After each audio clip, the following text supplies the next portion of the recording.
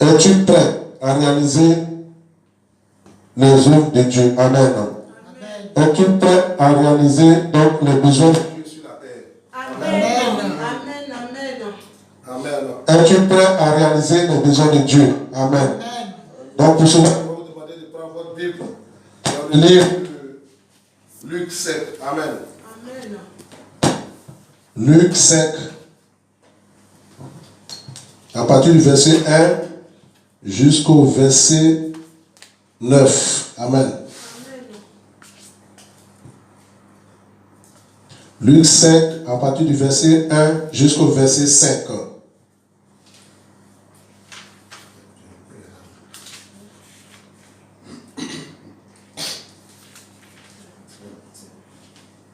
Luc 5, à partir du verset 1 jusqu'à 9. Je lis la parole de Dieu. Amen. Comme Jésus se trouvait auprès du lac de Génézareth, Jésus se trouvait auprès du lac de Génézareth. Et que la foule se pressait autour de lui pour entendre la parole de Dieu. On dit qu'il y avait une foule immense qui se pressait autour de Jésus pour entendre la parole de Dieu. Il vit au bord du lac deux bacs d'où les pêcheurs étaient descendus pour laver leurs filets. Il monta dans l'une de ces bacs qui était à Simon, et il le pria de s'éloigner un peu de terre. Il pria Simon de s'éloigner un peu de terre. Amen.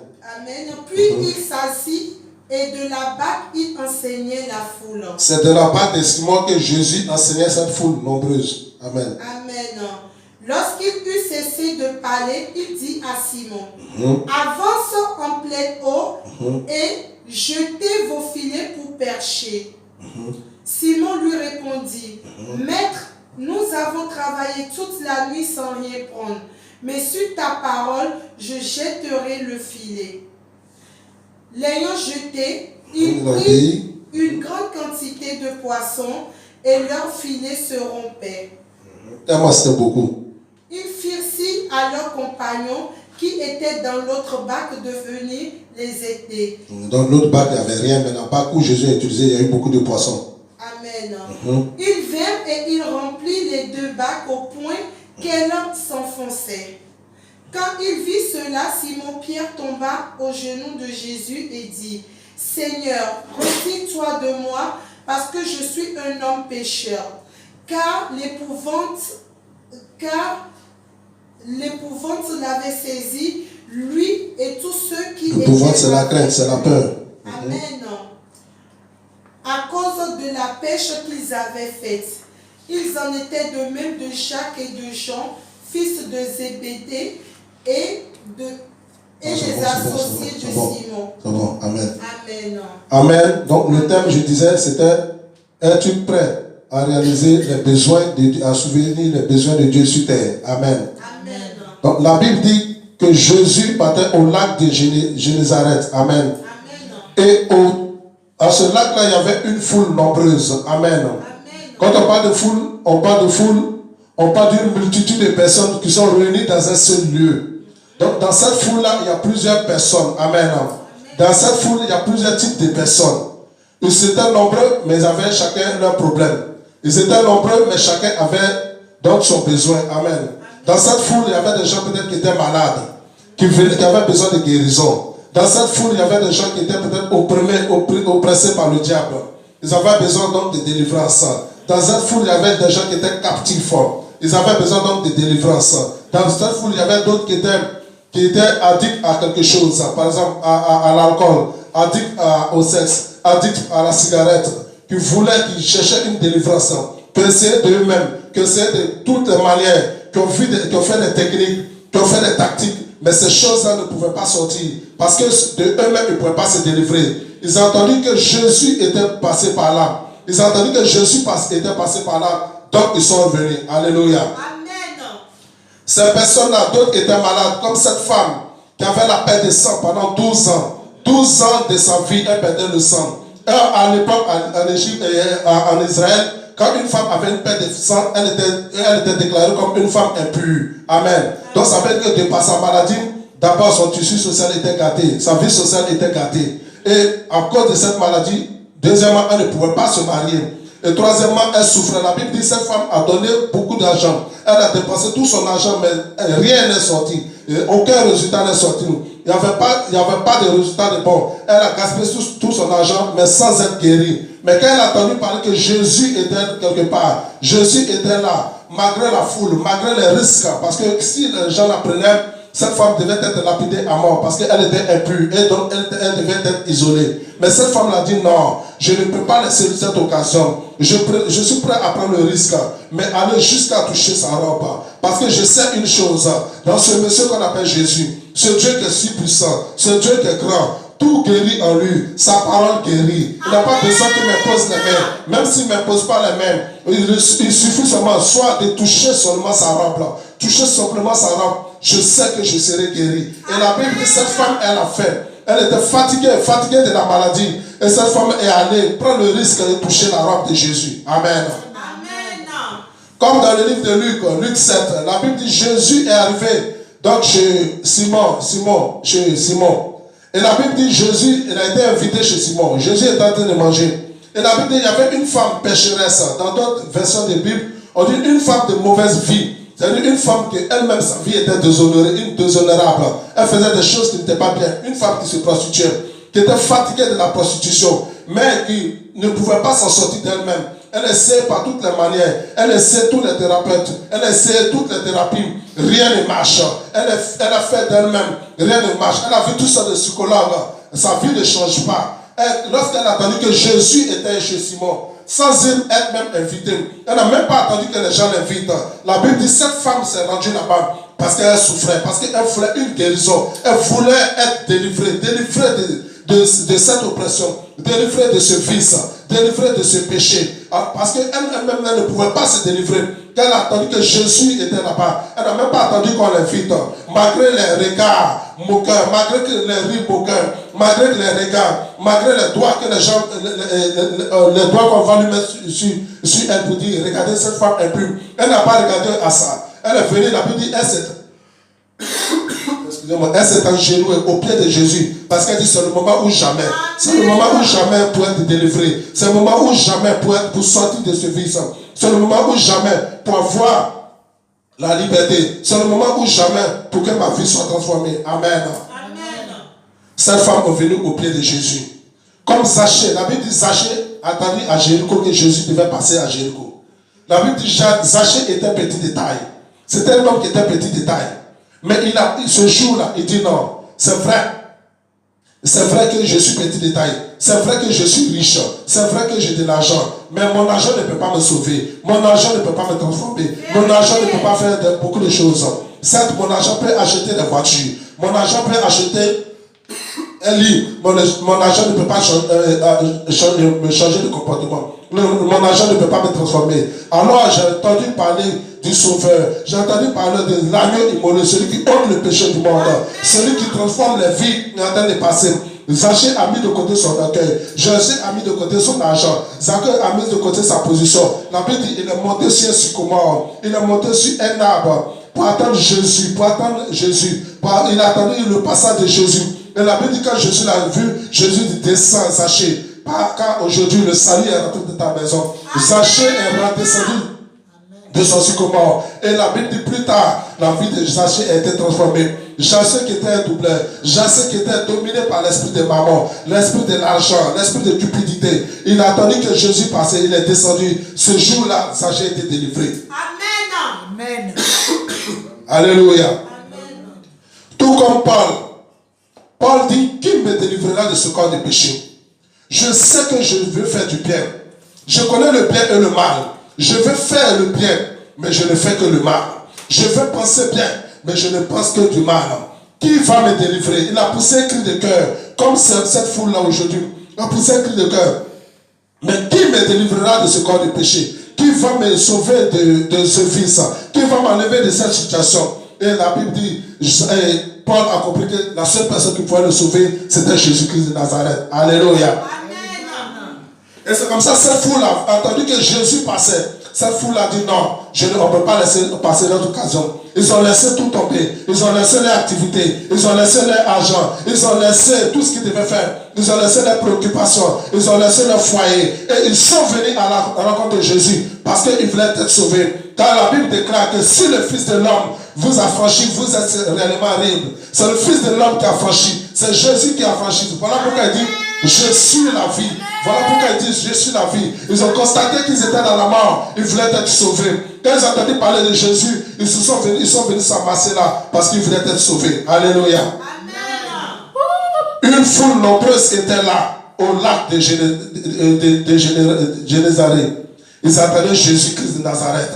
Et ils sont venus ils sont venus donc à la rencontre de Jésus-Christ de Nazareth. Alléluia. Amen. Et la Bible dit que Jésus donc, a eu compassion d'eux. Jésus voyait cette foule languissante, cette foule qui souffrait, cette foule qui était opprimée par le diable, cette foule qui était oppressée par le diable, cette foule qui était dominée, cette foule qui était captive de Satan, cette foule qui était donc esclave de Satan. Jésus voulait les délivrer. Jésus voulait faire quelque chose pour eux. Jésus a vu certainement dans cette foule des hommes qui étaient malades. Il a voulu les soigner. Il a voulu les guérir. Jésus a su que cette foule avait besoin de sa parole, avait besoin d'entendre une parole, il avait besoin d'entendre une parole de réconfort, il avait besoin donc de délivrance. Jésus a vu cette situation. Et qu'est-ce que Jésus va faire? La Bible dit Jésus voulait les délivrer. Bien que Jésus voulait les délivrer, mais Jésus avait un problème. Alléluia. Amen. Jésus avait besoin. Pour réaliser toutes ces choses, Jésus avait besoin. Et quel était le besoin de Jésus? Il avait besoin d'une barque. Alléluia. Amen. Jésus qui guérit, Jésus qui est fort, Jésus qui est puissant, Jésus qui est tout puissant, Jésus qui est fort, Jésus qui est le nom au-dessus de tout nom, avait un problème. Son problème, c'était une barque. C'était son besoin ce jour-là. Il avait un besoin. Lui qui est fils de Dieu, il avait un besoin. Sur la terre, à cette heure-là, à l'instant T, il avait un besoin. Une barque. Il avait besoin juste d'une barque pour changer la vie de quelqu'un. Alléluia. Amen. Jésus avait besoin d'une barque. Jésus a besoin de quelqu'un. Jésus a besoin de quelque chose. Jésus a besoin de toi. Jésus avait besoin d'une barque. Alléluia. Amen. Et Jésus, la Bible dit, il y avait deux barques qui étaient là. Il y avait une autre barque et la barque de Simon. La barque signifie ici, ce n'est pas la barque physique, mais c'était la vie de Simon. Il avait besoin, la barque signifie la vie. Tout comme Jésus a besoin de ta vie pour parler aux autres. Il a besoin de toi pour parler aux autres. Il a besoin de toi pour prêcher la bonne nouvelle. Il a besoin de chacun de nous pour emporter les rues de Paris, emporter les rues de Côte d'Ivoire, emporter les rues de Lomé, emporter les rues de Cotonou, pour parler de sa part, pour délivrer les gens. Jésus avait un besoin. Alléluia. Amen. Jésus avait besoin. Il avait besoin des hommes comme les Néhémie, des personnes qui étaient préoccupées. Alléluia.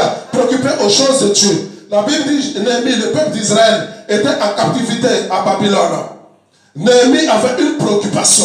Sa préoccupation, ce n'était pas lui-même ses propres projets. Sa préoccupation, ce n'était pas ses propres préoccupations. Ce n'était pas centré sur lui-même, mais c'était centré sur les choses de Dieu. Néhémie avait en tête la muraille de Jérusalem, la muraille de l'église qui était tombée, qui était dévastée, détruite par les ennemis. C'était ça qui était la préoccupation de Néhémie. C'était ça qui était le problème de Néhémie. Néhémie voulait, coûte que coûte, reconstruire les murailles de Jéricho. C'est des personnes les murailles de Jérusalem. C'est des personnes comme ça que Jésus avait besoin. Dieu a besoin de personnes comme les Néhémie, les personnes qui sont préoccupées par ces choses, les personnes qui font attention à ces choses, les personnes qui disent, ah, la maison de Dieu n'est pas construite. Dieu a besoin d'eux. Des personnes qui vont assumer le besoin de Dieu, des personnes qui vont régler le problème de Dieu, des personnes par lesquelles Dieu va passer pour régler ses problèmes sur terre. Dieu a besoin de ces personnes. Alléluia. Amen. Il a besoin de personnes qui vont se disposer pour lui. Il a besoin de personnes qui vont donner leur temps pour Jésus. Il a besoin de personnes qui vont donner leur énergie pour lui. C'est ces personnes que Jésus a besoin. Alléluia. Amen. Tout comme Abraham. Quand Abraham, la Bible dit Dieu devait détruire Sodome et Gomorrhe. Mais Abraham, bien qu'il n'était pas de Sodome et Gomorrhe, la Bible dit Abraham a intercédé pour ce peuple-là. Elle a intercédé pour ce peuple-là. Parce que Sodome et Gomorrhe pratiquaient l'homosexualité. Abraham a intercédé pour eux. Dieu a besoin des hommes comme Abraham pour intercéder pour les gens, les homosexuels qui sont dans ce pays, ou bien un peu partout, des personnes qui sont dans la déviation. Dieu a besoin de personnes qui vont se mettre en genoux, qui vont se mettre à la brèche, qui vont intercéder, qui vont dire Seigneur, ne laisse pas cette génération mourir, ne laisse pas ma fille, ne laisse pas mon fils, ne laisse pas mon frère, ne laisse pas ce jeune homme du quartier être un instrument de Satan, être un instrument du diable. Ne le laisse pas dans la main de Satan, en fait que le diable ne l'utilise pas pour le détruire et l'envoyer en enfer. Seigneur, je t'en supplie, des personnes qui intercèdent, qui pleurent, qui versent des larmes, qui gênent pour les choses de Dieu. Dieu a besoin de ces personnes. Alléluia. Amen. Des personnes qui intercèdent. Pas des personnes qui sont préoccupées que pour le cas. Il a besoin de personnes qui ont besoin de ces choses, qui s'occupent de ces choses. Alléluia. Amen. Des personnes qui se mettent en parenthèse. Ils mettent en parenthèse leurs besoins. Ils mettent en parenthèse leurs préoccupations. Ils mettent en parenthèse leur vie pour s'occuper des choses de Dieu. Dieu en a besoin. La Bible dit dans le livre d'Ésaïe, Dieu avait besoin. Dieu dit, qui enverrai-je? Qui je vais envoyer? Dieu a besoin de personnes qui veulent envoyer. Dieu a besoin de personnes qui vont parler de sa part. Dieu a besoin de personnes qui vont aller dans les hôpitaux, qui vont prêcher, prier, imposer la main aux gens et les gens seront guéris. Dieu a besoin de ces personnes-là. Qui enverrai-je? Était la question. Amen. Et cette question est posée à chacun de nous. Qui enverrai-je? Dieu a un besoin sur terre. Dieu a des besoins sur terre. Dieu a des problèmes sur terre. Dieu a des préoccupations sur terre. Mais Dieu ne peut pas descendre du ciel pour les résoudre. C'est par nous qu'il va passer pour les résoudre. Est-ce que tu es prêt? Est-ce que tu es prête à mettre ta vie en parenthèse, à mettre de côté ton égoïsme, à mettre de côté tes projets, à mettre de côté ta vie personnelle et s'occuper des choses de Dieu, comme Néhémie l'a fait? Es-tu prête? Amen. Il dit, qui enverrai-je? Je vais envoyer qui pour parler à ce peuple-là? Je vois le peuple se meurt, le peuple en train de mourir, le peuple en train d'être maltraité par Satan, détruit par Satan. Je veux les sauver, mais je ne peux pas descendre, parce que si je descends, c'est illégal. Alors. Mais je vais descendre, je veux vous sauver, mais à travers vous, à travers les hommes. Mais j'ai besoin d'un canal, j'ai besoin d'un canot, j'ai besoin de personnes qui vont aller parler, des personnes qui vont se tenir en brèche, des personnes qui vont prendre le risque pour parler d'eux, des personnes qui vont annoncer la parole de Dieu. J'ai besoin de ces personnes-là. Qui enverrai-je?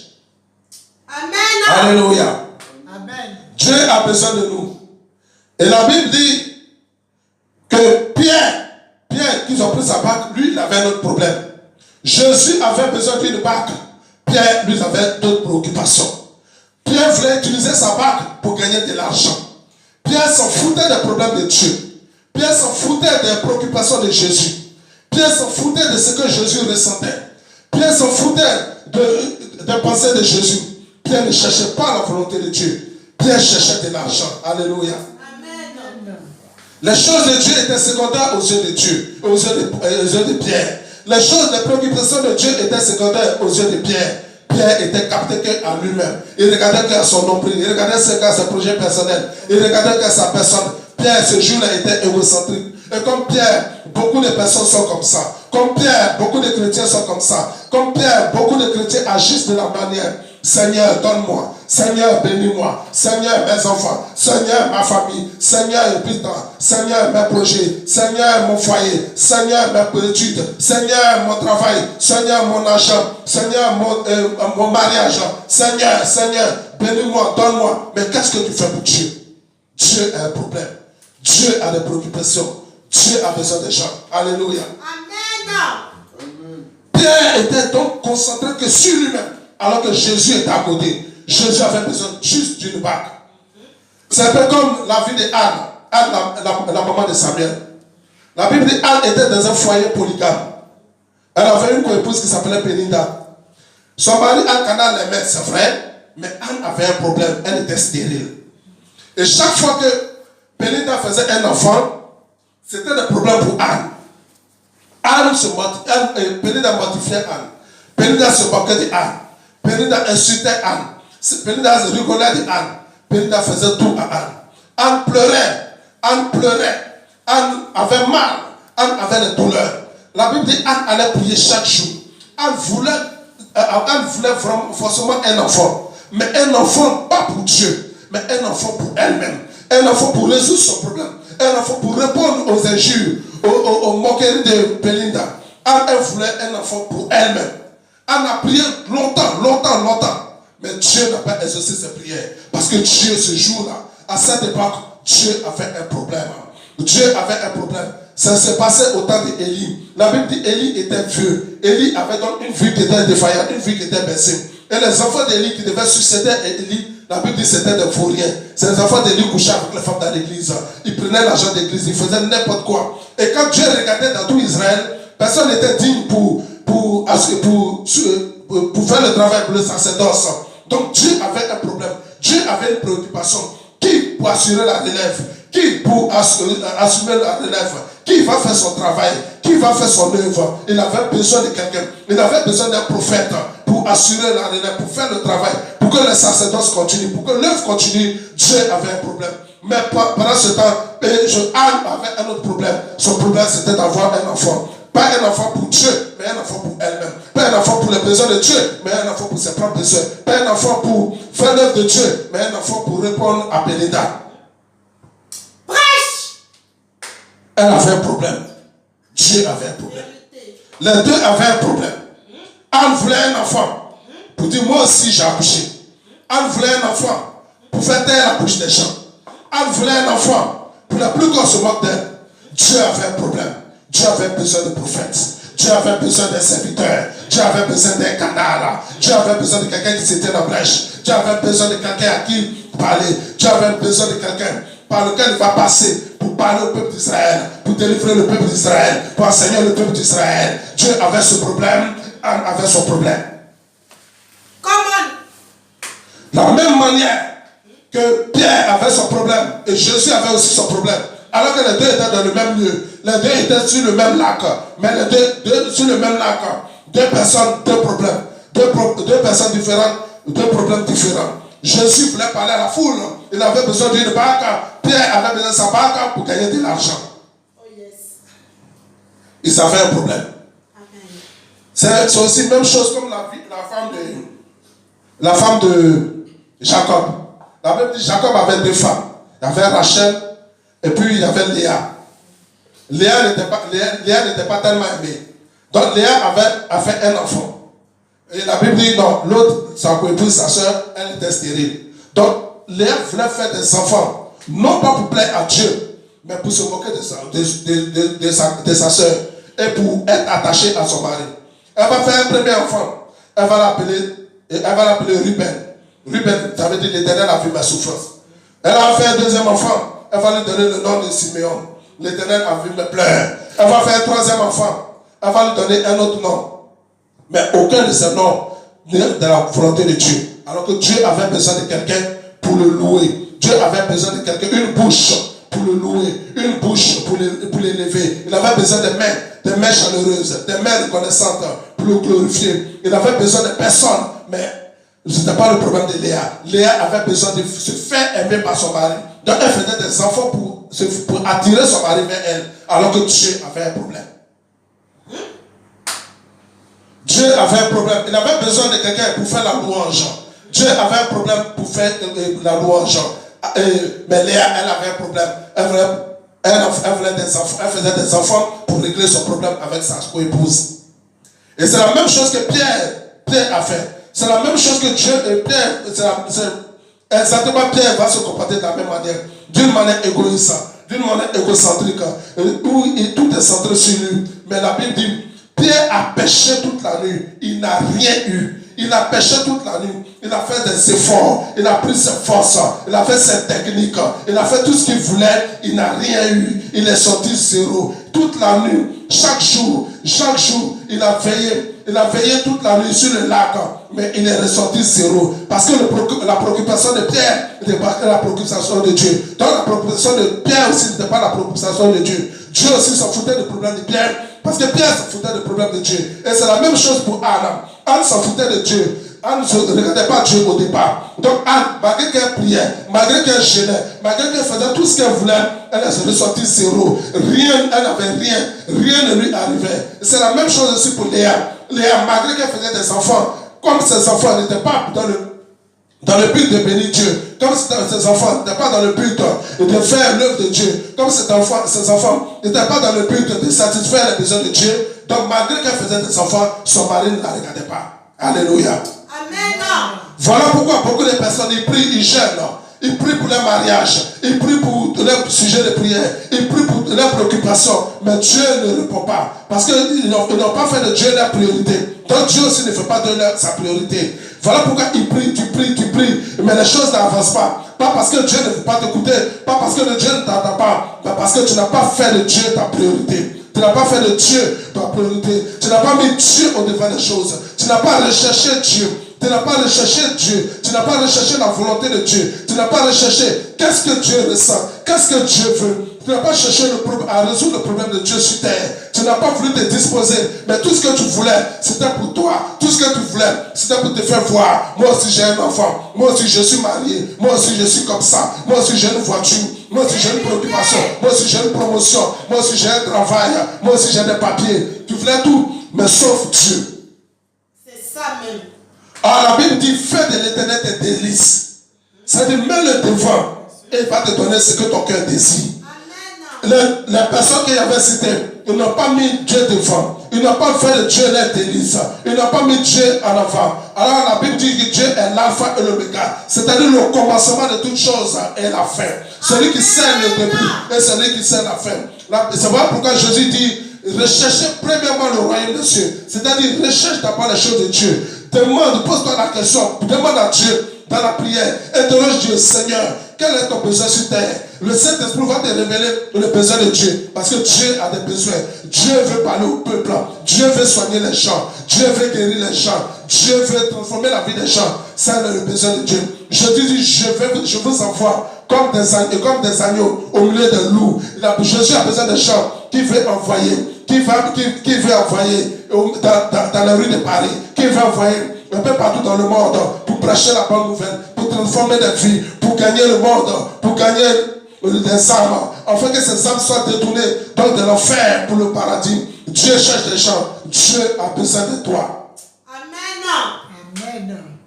Mais les personnes ne sont préoccupées que par leurs propres besoins.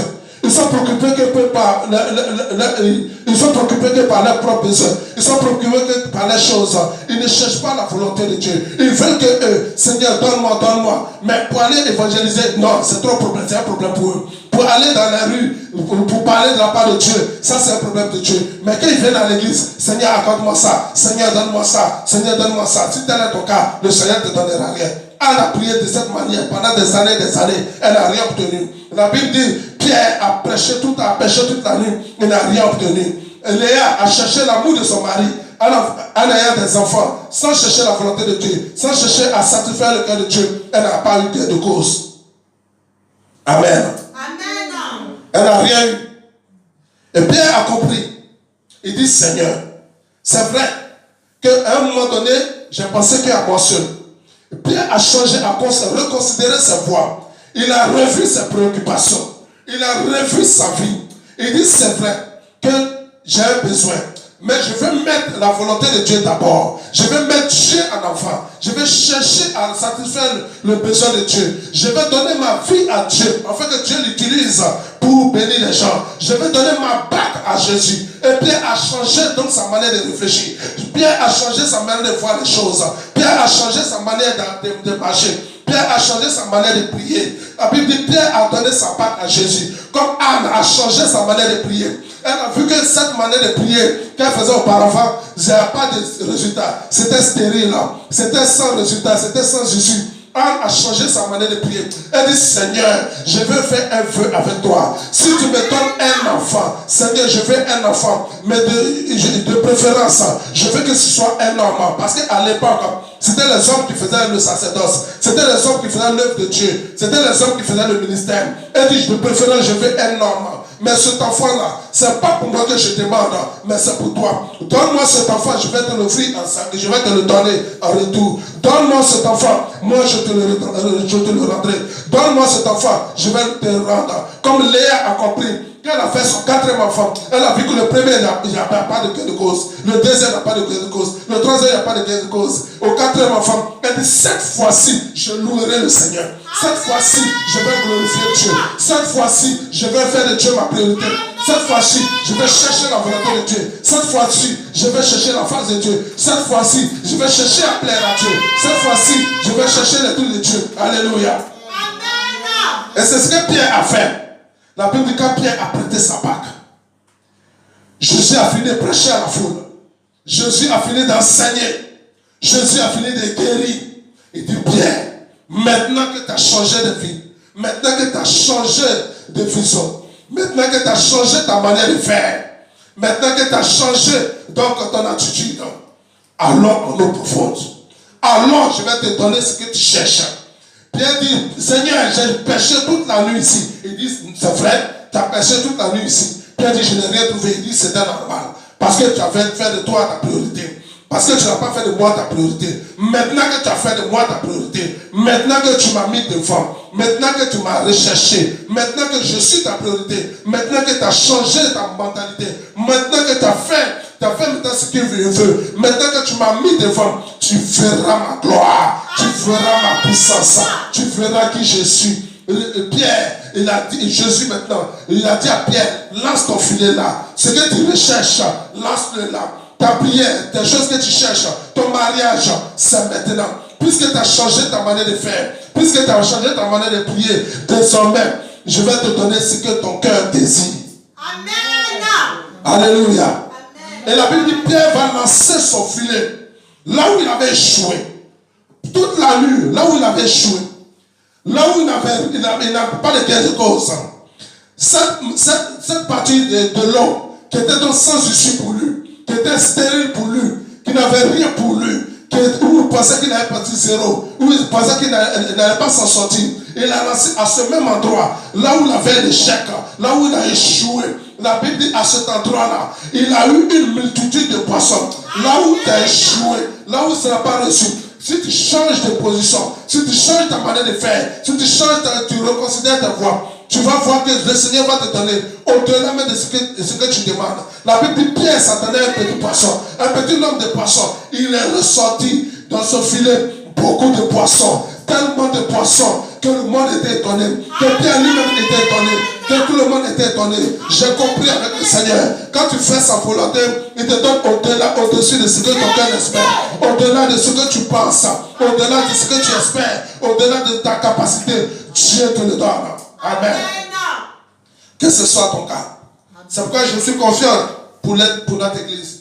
C'est pourquoi je suis content. Je bénis la vie du serviteur Bertrand Young.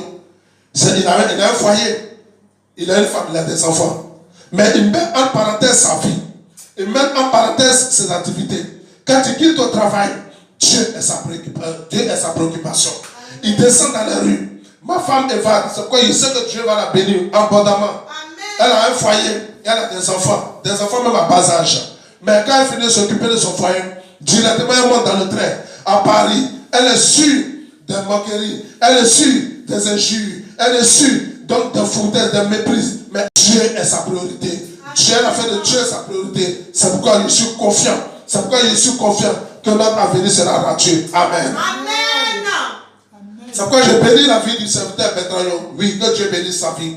Que Dieu bénisse la vie des personnes comme les Mamadou Karambéry, un papa de près de 72 ans. Mais il met de côté sa vie. Il met de côté ses préoccupations. Il a pu s'occuper de ses petits-enfants. Mais Dieu est sa préoccupation. Il a passé toute sa vie à évangéliser. C'est pour ça aujourd'hui, sa présence quelque part est une bénédiction. Voilà pourquoi tous les jeunes serviteurs courent derrière lui, ont besoin de sa parole, ont besoin de sa bénédiction. Pas parce qu'il est milliardaire, mais parce qu'il a fait de Dieu sa priorité. Et comme il a fait de Dieu sa priorité, Dieu l'a élevé. Amen. Amen. J'aime les personnes qui font de Dieu la priorité. J'aime les prédications où Dieu est devant, où Jésus est devant, où l'Esprit Saint est devant. Et non pas les prédications de Dieu va te bénir, Dieu va te bénir, Dieu va te donner ça, Dieu va te donner ça. Non, sans faire la volonté de Dieu. Il y a des personnes là qui demandent d'aller évangéliser. Il dit non, mon pasteur a dit de ne pas évangéliser. Donc ça veut dire la parole de son pasteur a un poids plus que la parole de Dieu.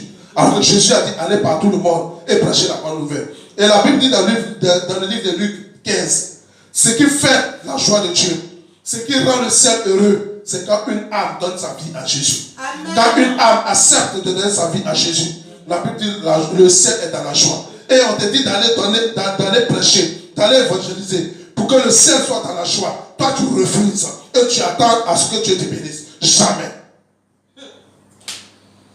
On leur demande d'aller évangéliser. Donc, ils ont honte pour évangéliser. Ils ont honte de monter dans le métro. Ils ont honte. Alors que Jésus a dit, celui qui a honte de moi sur la terre, j'aurai honte de lui dans les cieux. Au dernier jour, j'aurai honte de lui. C'est pour ça que beaucoup, ils cherchent des choses mais n'obtiennent pas. Parce qu'ils ont honte de Jésus. Jésus aussi a honte d'eux. Amen. Amen. Et la Bible dit Pierre, donc il a donné son filet à Jésus, à sa part à Jésus. Il a obtenu tout ce qu'il voulait. Il a obtenu plus qu'il ne voulait. La même chose pour Anne. La Bible dit Anne, quand elle a changé sa manière de penser, et que Dieu, la Bible dit Dieu l'a bénie. Elle est tombée enceinte. Au moment où elle priait, Dieu a suscité le même prophète Élie pour lui dire Anne, Dieu a écouté ta prière. L'année prochaine, à la même époque, tu auras un enfant, tu auras un fils. Là où Anne avait échoué, là où Anne avait pleuré, là où Anne se moquait d'elle, là où Anne désespérait, là où Anne ne pensait pas que quelque chose était possible. Mais puisqu'elle a changé sa manière de faire, puisqu'elle a changé sa manière de prier, puisqu'elle a changé sa priorité, puisqu'elle a cherché maintenant à réaliser les besoins de Dieu, à résoudre les problèmes de Dieu sur la terre, la Bible dit Anne a été bénie là où elle avait échoué hier. Amen. Anne a eu un enfant, elle a donné son enfant à Dieu. Elle a consacré cet enfant à Dieu. Mais Anne, au lieu d'avoir un enfant, Anne a eu 5 enfants derrière. Anne cherchait seulement un enfant, elle a eu 5 enfants derrière. Elle a eu un seul, elle cherchait un seul enfant, mais Dieu lui a donné 5 enfants. Et quand vous regardez l'histoire d'Israël, les 2 premiers rois d'Israël, ils étaient passés par les enfants d'Anne. On ne connaissait pas les enfants de Bénéda, on ne connaissait pas les enfants de Bénéda, mais on connaissait l'enfant d'Anne. On connaissait Samuel. Samuel était la personne par laquelle il fallait passer pour consulter Dieu. Donc quand les enfants de Anne voulaient consulter, les enfants de Pénida, ceux qui se moquaient de Anne, voulaient consulter Dieu, ils étaient obligés de passer par l'enfant de Anne. Anne quand on se moquait d'elle, Anne quand on disait qu'elle était stérile, c'était par l'enfant de Anne qu'on devait passer. Amen. Amen. Dieu l'a élevé. Et c'est la même chose pour Léa. Léa a dit non, mais je vais changer ma manière de faire. La Bible dit qu'elle a eu son 4e enfant, on l'appelle Judas. Judas signifie gloire à Dieu. Et Dieu soit loué. Amen. Donc elle va utiliser son enfant pour louer Dieu. Elle va utiliser son enfant pour glorifier Dieu. La Bible dit cet enfant, on l'appelle Judas. Voilà pourquoi de Judas est né le grand roi. Parce qu'elle a changé sa manière de faire. En mettant Judas en priorité pour les choses de Dieu, Dieu va bénir Judas. C'est pourquoi Judas est né le roi comme les David, est né le roi comme les Salomon, est né le roi, même Jésus-Christ de Nazareth. Voilà pourquoi on appelle Jésus le lion de la tribu de Judas. Oui, une femme qui était meurtrie, une femme qui était moquée, à partir de son enfant, à partir de sa manière de faire, à partir de changement de mentalité, Dieu l'a élevé. Amen. Amen. Léa fait partie des ancêtres de Jésus. Léa est l'ancêtre de Jésus, mais pourtant on se moquait d'elle hier. Pourtant sa soeur se moquait d'elle. Son mari ne l'aimait pas. Mais aujourd'hui, quand on parle de Jésus, quand on fait la généalogie de Jésus, on va parler aussi de Léa. Léa l'a moqué. Amen. Dieu a besoin de personnes qui portent le fardeau. Dieu a besoin de personnes qui font un pas de plus. Dieu a besoin de personnes qui font de lui sa priorité. Dieu a besoin de personnes des personnes qui se préoccupent de ces choses. Et c'est ce qu'ils ont fait. Toutes ces personnes citées, et c'est ce qu'ils ont fait. Les personnes comme les Néhémie, ils ont travaillé nuit et jour. Et les personnes comme les Néhémie, ils ont travaillé nuit et jour. Ils ont mis de côté leurs choses. Ils ont mis de côté leurs préoccupations. Dieu les a élevés. Dieu les a élevés. Les personnes comme les Paul, qui ont mis de côté leur vie, qui ont dit même pour ça, mais je ne vais pas me marier. Ils sont allés, on les a pris de coups. Ils ont été insultés. Ils ont été maltraités. Mais aujourd'hui, quand on parle dans des épîtres, on parle de Paul. Paul écrit plus d'épîtres que les autres. Paul a fait plus de choses que les autres. Parce que Paul a fait de Jésus sa priorité. Paul a fait de Dieu sa priorité. Paul a fait de Dieu sa priorité. Il dit les problèmes de Dieu sont mes problèmes. Les choses de Dieu sont mes choses. Voilà pourquoi Dieu l'a souverainement élevé. Amen. Jésus-Christ lui-même est notre modèle. Il est le roi des rois. Il est le Seigneur des seigneurs. Il pouvait rester dans les cieux là-bas et puis mener une vie tranquille. Mais il est descendu sur terre. Et quand il est descendu sur terre, quand vous écoutez bien le discours de Jésus, Il dit, je suis venu faire la volonté de mon Père. Ça veut dire que Jésus était venu pour une seule chose, résoudre le problème de Dieu sur la terre. Peu importe ce que disaient les hommes, peu importe le prix qu'il devait payer, Jésus était prêt à payer le prix. Voilà pourquoi Dieu l'a souverainement élevé. Voilà pourquoi il a le nom au-dessus de tout nom. Voilà pourquoi il est grand. Voilà pourquoi tout genou fléchit devant lui. Voilà pourquoi toute langue confesse qu'il est Seigneur. Parce qu'il a fait de Dieu sa priorité. Amen. Amen.